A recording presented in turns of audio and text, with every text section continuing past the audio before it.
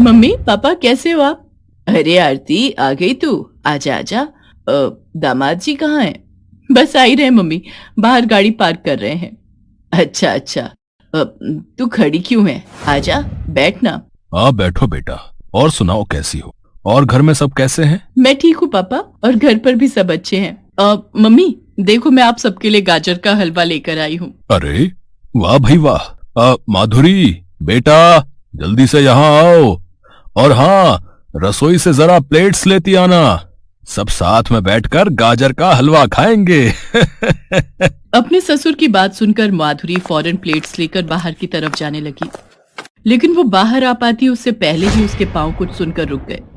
रुकिए पापा, भाभी को मत बुलाइए, उन्हें अंदर ही रहने दीजिए। अरे पर ऐसा क्यों बेटा? ओफो पापा, आप ना कुछ भी नहीं समझते हो। मम्मी आप ही समझाओ ना इन्हें। ठीक बोल रही है आरती, आप भूल गए क्या? अपनी आरती माँ बनने वाली है, और ऐसे में उस मनहूस का साया भी नहीं पड़ना चाहिए इस पर। क्या बोल रही हो शीला? माधुरी तुम्हारी बहू है, उसके बारे में तुम्हें ऐसे नहीं कहना चाहिए। मम्मी ने वही कहा है पापा जो भाभी के बारे में सब बोल रहे हैं। मेरी सासू माँ ने तो यहाँ आने से भी मना कर दिया था, और वो भी सिर्फ भाभी की वजह से। बड़ी मिन्नतें करनी पड़ी मुझे, तब जाकर मानी है, वो भी इस शर्त पर कि मैं यहाँ आऊंगी तो भाभी से दूर ही रहूंगी। सही तो है। अब तू ऐसा कर, हमारे कमरे में चल, वहीं चलकर बातें करते हैं। अब सुनो जी, दामाद जी आ जाएं तो उन्हें भी अंदर ही लेकर आना। इतना कहकर शीला अपनी गर्भवती बेटी आरती को लेकर अपने कमरे में चली गई, और माधुरी वहीं रसोई के बाहर खड़ी आंसू बहाती रह गई। उसमें इतनी हिम्मत भी नहीं थी कि वो आगे बढ़कर अपने साथ हो रहे इस बर्ताव के खिलाफ कुछ बोल सके, क्योंकि अब वो भी हार मान चुकी थी। माधुरी और सुकेत की शादी को 7 साल पूरे होने जा रहे थे, लेकिन अब भी माधुरी की गोद सुनी थी। ना तो डॉक्टर्स की दवा काम आ रही थी और ना ही भगवान से की हुई प्रार्थना। माधुरी की सास और ननद के साथ साथ खुद सुकेत ने भी अब यही मान लिया था कि माधुरी एक बांझ है जो कभी मां नहीं बन सकती। भैया आप आ गए, कैसे हो आप? अरे अरे आराम से, जरा देखो तो इसे। माँ बनने वाली है लेकिन अब तक बचपना नहीं गया इसका।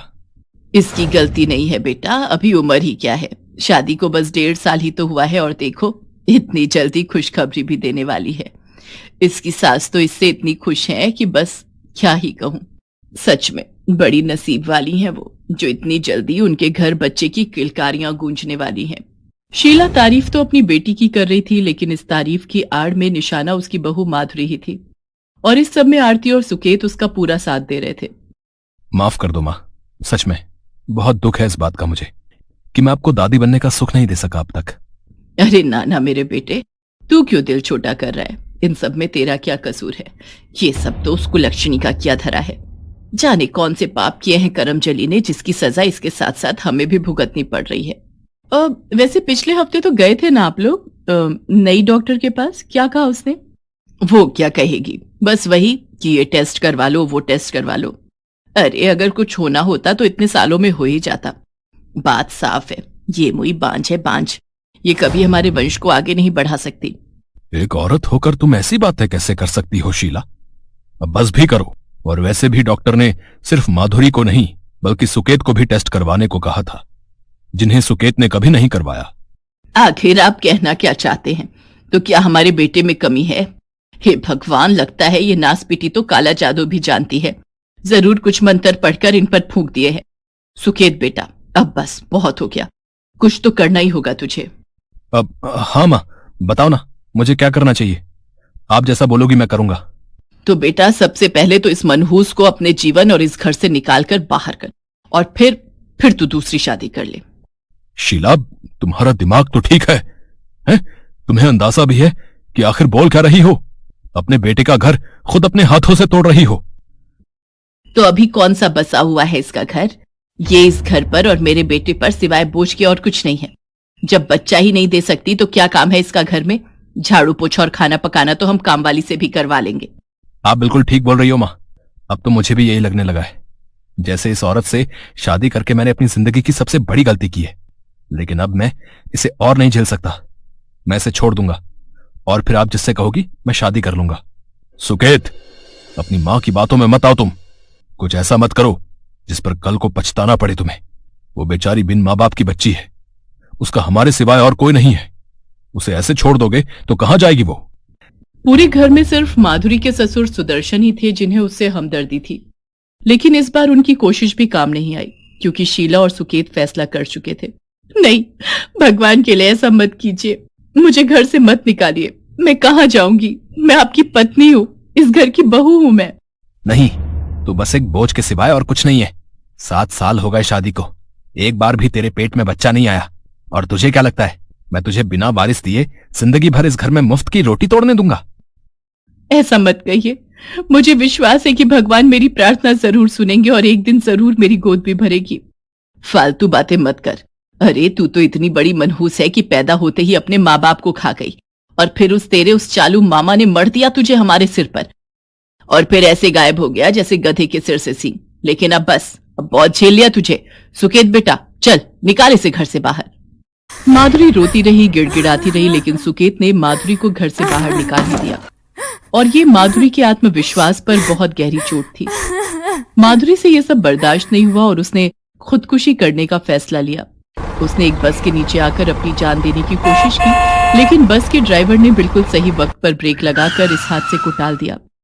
फिर बस में से एक महिला बाहर निकली और उसने माधुरी को डांटते हुए कहा, तुम्हारा दिमाग खराब है क्या? इस तरह बस के सामने आने का क्या मतलब है? इस बस में सारे के सारे बच्चे हैं, तुम्हें अंदाजा भी है कि क्या हो सकता था? उस महिला की बात सुनकर माधुरी फूट फूट कर रोने लगी और उस महिला से हाथ जोड़कर माफी मांगने लगी। अरे तुम ऐसे क्यों रो रही हो? कोई बात नहीं, लगता है बहुत परेशान हो। ऐसा करो, मेरे साथ चलो, हम बैठकर बात करते हैं। उस महिला का नाम ममता अग्निहोत्री था और वो शहर में एक बड़ा अनाथ आश्रम चलाती थी। उस बस में उसी आश्रम के बच्चे थे जिन्हें देखकर माधुरी अपनी तकलीफ कुछ ही मिनटों में भूल गई और मुस्कुराने लगी। हाँ, तो बताओ कौन हो, कहां से हो, घर परिवार कहाँ है तुम्हारा? घर था, अब नहीं है। परिवार भी था, लेकिन अब नहीं है। कुछ नहीं है मेरे पास, और इसीलिए मैं मर जाना चाहती थी। माधुरी ने रोते रोते सब कुछ ममता को कह दिया। उसकी आप बीती सुनकर ममता को बहुत बुरा लगा। सच में पता नहीं क्या होता जा रहा है हमारे समाज को। देखो इन्हें, ये सब भी या तो अनाथ हैं या तुम्हारी तरह अपनों के सताए हुए, लेकिन इन सब ने खुशी से जीना सीख लिया है और अब ये तुम्हें भी सिखाएंगे। ममता की बात सुनकर माधुरी को जैसे जिंदगी का नया मकसद मिल गया। उसने एक बार भी नहीं सोचा और ममता के अनाथ आश्रम में रहने के लिए तैयार हो गई। ममता की बात बिल्कुल सही साबित हुई और कुछ ही दिनों में माधुरी बच्चों के साथ ऐसे घुल मिल गई जैसे वो सब उसके अपने ही बच्चे हों। ऐसे ही पूरे 2 साल गुजर गए और फिर एक दिन, माधुरी बच्चे तैयार है ना? वो लोग किसी एक ही बच्चे को अडॉप्ट करेंगे। जी दीदी, आप चिंता मत कीजिए, मेरे बच्चे बहुत ही प्यारे हैं। बस दुख इस बात का है कि इनमें से एक आज हम सबको छोड़कर चला जाएगा, लेकिन खुशी भी है कि उसे एक बेहतर जिंदगी मिल सकेगी। माधुरी अपने साथ कुछ बच्चों को लेकर बाहर आई, लेकिन फिर जो हुआ वो चौंकाने वाला था। बच्चे को अडॉप्ट करने के लिए बाहर सुकेत खड़ा था और साथ में उसकी माँ शीला भी थी, जो माधुरी को देखते ही उसके पैरों में गिर पड़ी। बहू, मुझे माफ कर दे, मैं हमेशा तुझे ही बांझ समझती रही, जबकि सच तो कुछ और ही था। खोट तुझ में नहीं, मेरे बेटे में था। और इस बात का पता मुझे तब चला जब मैंने इसकी दूसरी शादी करवाई। इसकी बीवी इसे छोड़कर जा रही है, उसे बच्चा चाहिए, लेकिन ये उसे बच्चा नहीं दे सकता। तो हम यहाँ बच्चा गोद लेने आए हैं। लेकिन देखना, भगवान ने कैसे सब ठीक कर दिया। सुकेत बेटा, तू परेशान ना हो, अब वो कल मुही जाती है तो चली जाए। हमें हमारी माधुरी मिल गई है और आज यहाँ से एक बच्चा भी मिल जाएगा।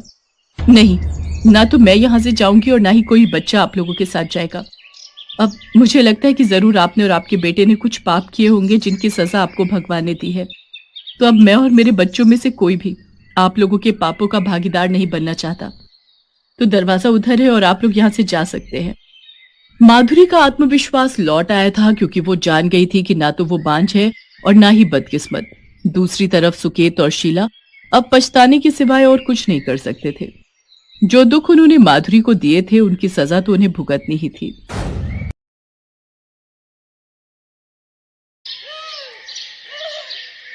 पुलिस की जीप में गोदावरी चुपचाप बैठी हुई थी। जीप पूरी स्पीड में चली जा रही थी। थोड़ी देर बाद पुलिस की जीप एक बड़े से जेल में प्रवेश कर गई। गोदावरी को जीप से उतारा गया और फिर कुछ महिला सिपाही उसे पकड़कर एक स्थान पर ले जाने लगे। वहां की सारी तैयारी हो गई ना? जी सर, सारी तैयारी हो गई है। 7:30 का समय मिला है, इस बात का ध्यान रखना। गोदावरी को फांसी के तख्ते पर ले जाया जाता है। वहां पर एक बड़ी बड़ी मूंछों वाला जल्लाद खड़ा था जो दिखने में काफी भयानक लग रहा था।